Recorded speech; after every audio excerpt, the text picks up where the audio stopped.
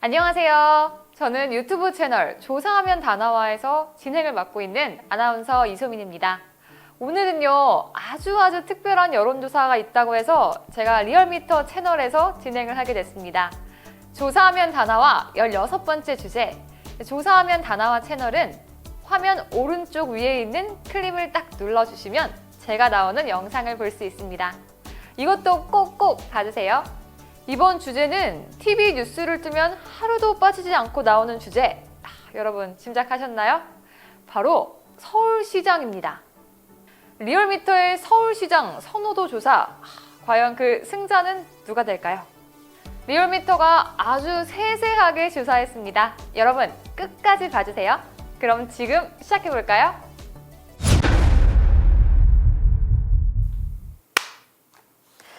네, 오늘 오신 게스트 소개해드리겠습니다. 현 리얼미터 대표이사 모셨습니다. 이택수 대표님, 어서 오세요. 네, 안녕하세요.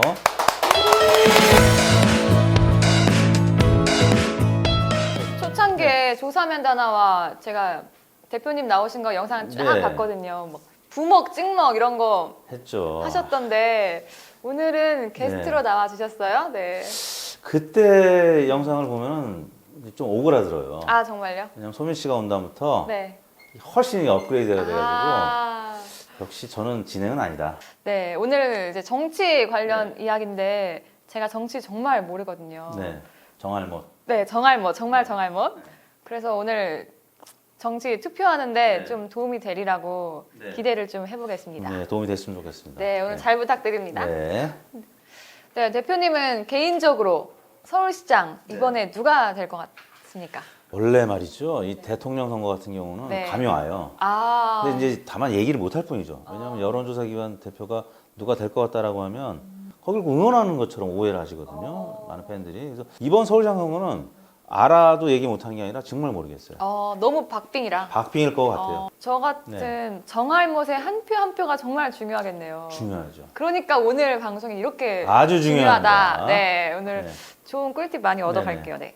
네, 그럼 오늘은 이제 사전 토크 없이 바로 네. 여론조사 결과부터 보고 그게 나을 것 그 같네요. 후에 이제 네. 토크하고 대표님이 중간중간 코멘트 네. 해주시는 걸로 네, 갈게요. 그러겠습니다. 네. 그럼 바로 여론조사 결과 먼저 볼게요. 이번 리얼미터 조사하면 다나와는 7, 8일 이틀간 YTN과 TBS가 공동으로 리얼미터에 의뢰한 서울시장 후보 여론조사에 관하여 말씀드리겠는데요. 조사 내용은 여야 전체와 범여권 후보 적합도, 그리고 박영선, 나경원, 안철수, 박영선, 오세훈, 안철수 3자 대결, 그리고 박영선, 나경원, 박영선, 오세훈, 박영선, 안철수 양자 대결, 그리고 정당 지지도 등을 조사해 봤습니다.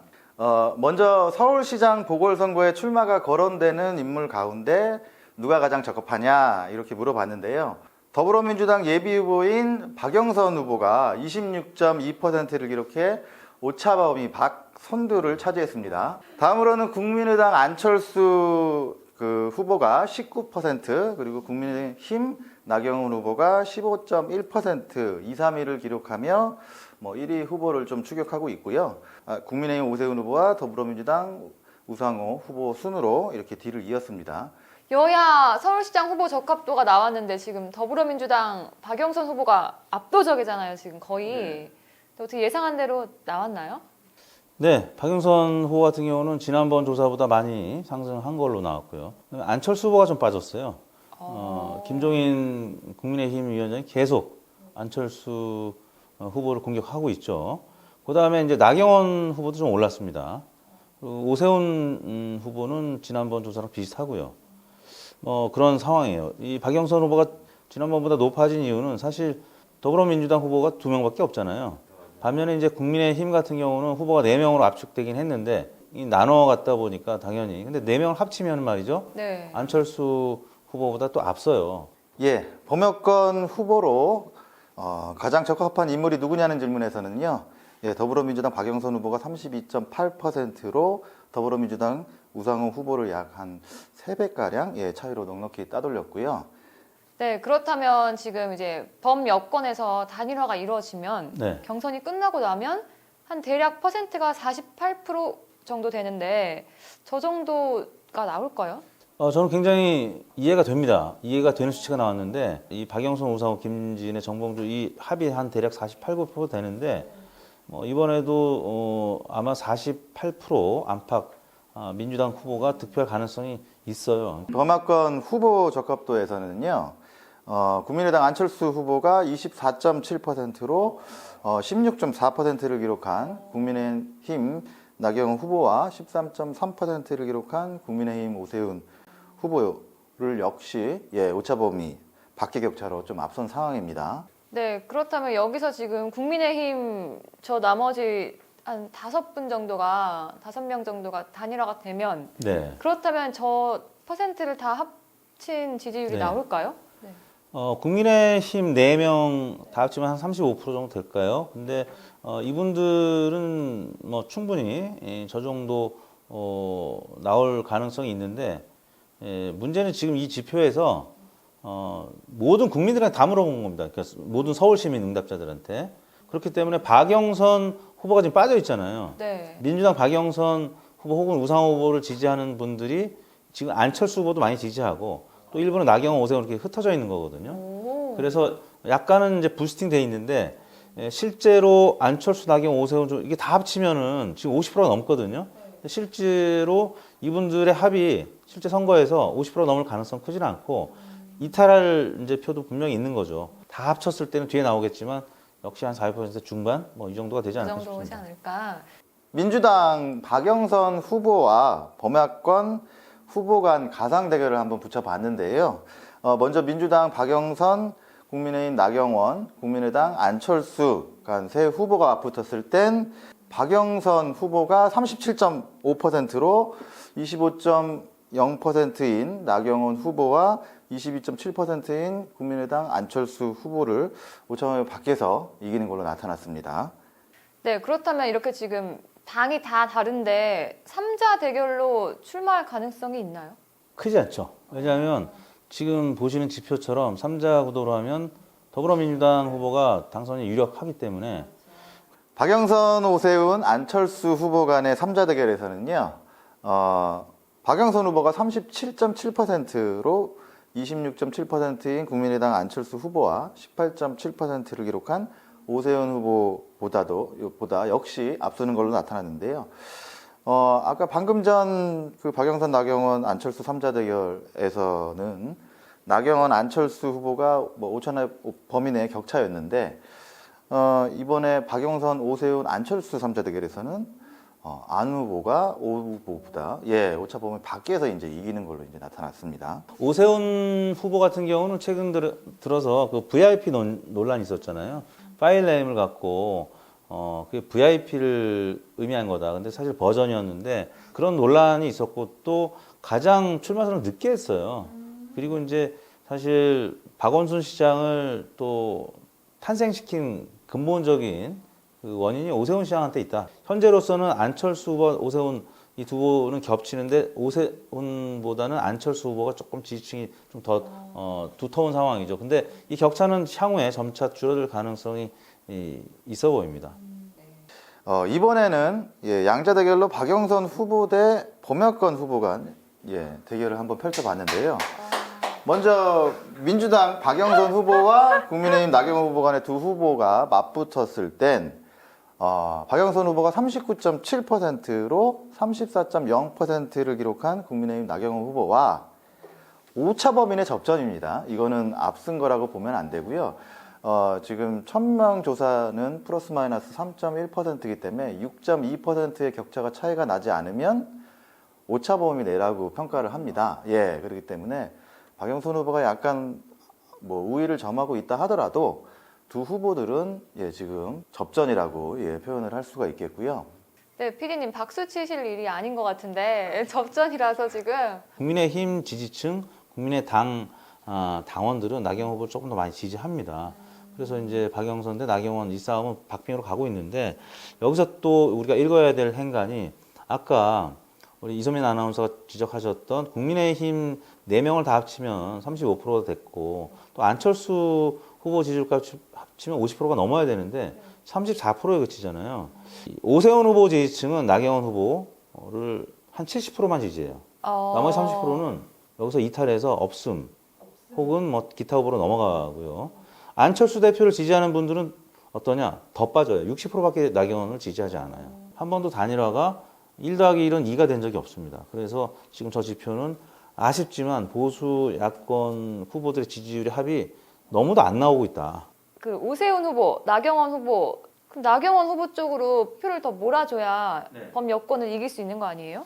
나경원 후보가 잘 되면 오세훈 후보는 당연히 이제 정계 은퇴 수준을 밟을 수밖에 없는데 오세훈 후보 지지층은 나경원 후보가 잘 되는 게 좋겠어요? 아니면 나경원 후보가 이번에 떨어져가지고 오세훈 후보가 다음 기회를 한번 왜냐하면 내년에 또 지방선거 있거든요.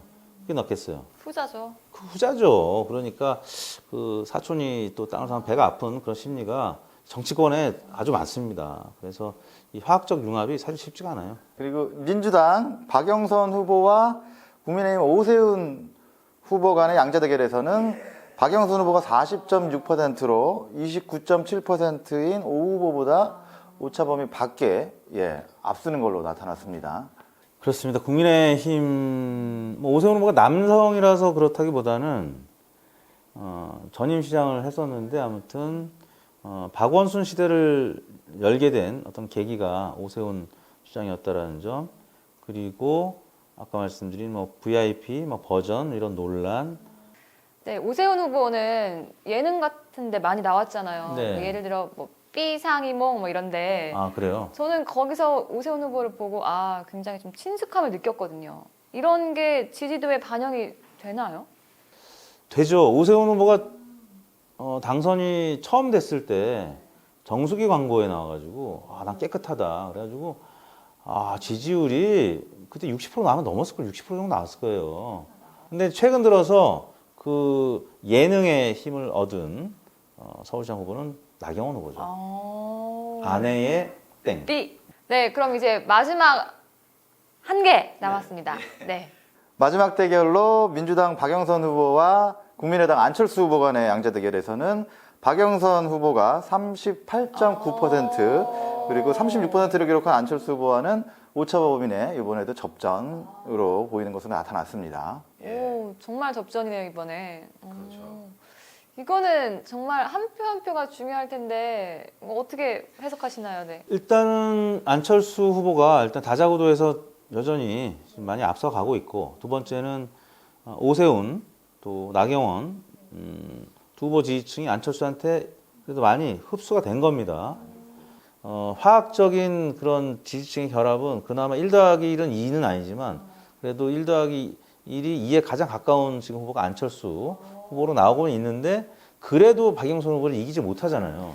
접전이긴 하죠. 좀 짜게 주시네요. 접전인데 그 최근 들어서 네. 그 전화 면접 조사에서는 안철수 후보가 이기는데 ARS 조사, 조원 CNI도 그렇고 요번에 우리 리얼미터 조사도 그렇고 조원 CNI는 100% ARS고 우리는 전화 면접과 ARS가 50% 양념 반 후라이드 반. 우리 부먹 찍먹도 했고 또 뭐 여러 개 했죠. 조사문 단어 많이 시청해 주시고요. 구독 좋아요 누르시고.